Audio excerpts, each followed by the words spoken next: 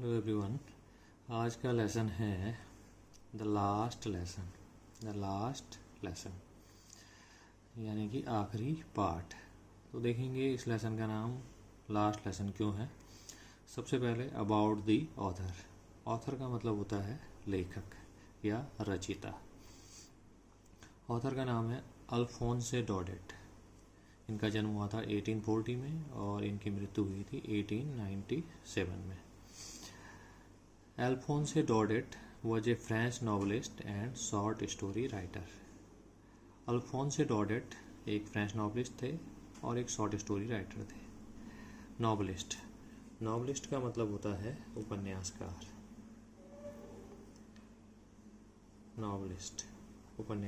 और नोवेल का मतलब होता है उपन्यास। तो नोवेल उपन्यास एंड नॉवलिस्ट उपन्यासकार। शॉर्ट स्टोरी राइटर मीन्स कहानी लेखक। तो ये दोनों कार्य करते थे। ये उपन्यास भी लिखा करते थे और छोटी कहानियाँ भी लिखा करते थे। नॉवल जो है एक लंबी कहानी होती है जो लगभग 200-300 पेजों की होती है।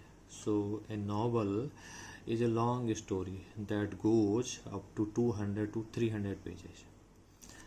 The last lesson is set in the days of the Franco-Prussian war in which France was defeated by Persia led by Bismarck.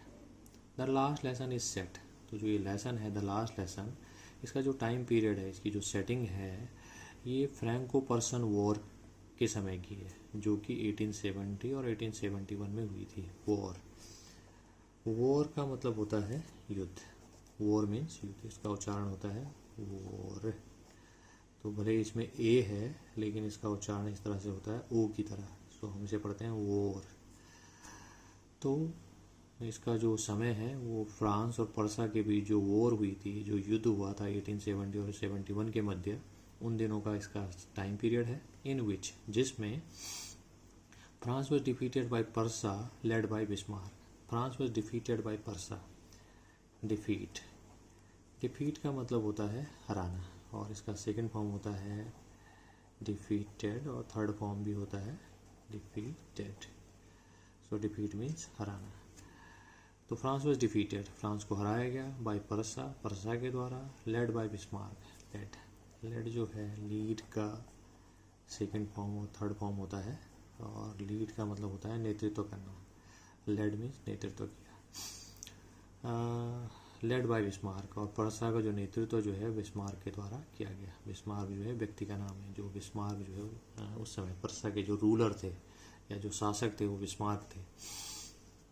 Parsa then consisted of what now are the nations of Germany, Poland and parts of Austria. Prussia then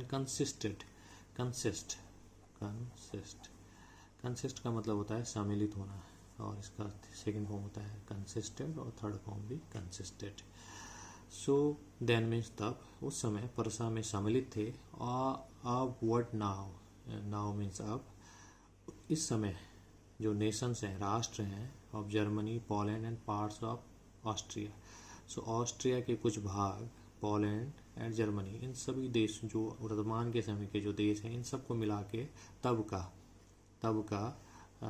का पर्सा बनता था। In this story, इस कहानी में, the French districts of Alsace and Lorraine. तो France के district, France के ज़िले जिनका नाम एल्सेस और लॉरेन, दो ज़िले हैं, है पास्ड इनटू पर्सन हैंड्स। वो पर्सा के हाथ में आ गए, यानी उन पर पर्सा का अधिकार हो गया क्योंकि उन्होंने फ्रांस को वॉर में हराया और अब ये दोनों डिस्ट्रिक्ट उनके कब्जे में आ गए। Read the story to find out what effect this had on life at school. Read the story, कहानी को पढ़िए।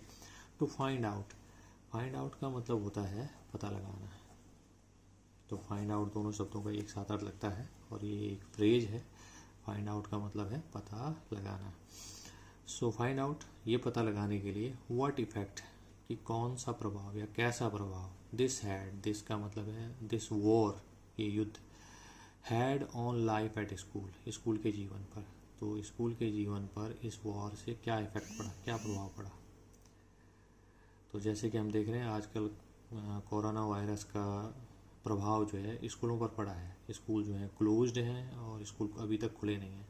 तो इसी तरह से जब वॉर होता है या इस तरह की कोई इमरजेंसी आती है तो स्कूल के जीवन पर भी इफ़ेक्ट पड़ता है। तो ये हम इस लेसन में पढ़ेंगे कि लास्ट लेसन में जो ये स्टोरी है, जब एक देश दूसरे देश को पर विजय प्राप्त कर लेता है युद्ध में, तो उस देश के लोगों पर, उस देश के लैंग्वेज पर और स्कूलों पर या अन्य चीज़ों पर क्या इफ़ेक्ट पड़ता है।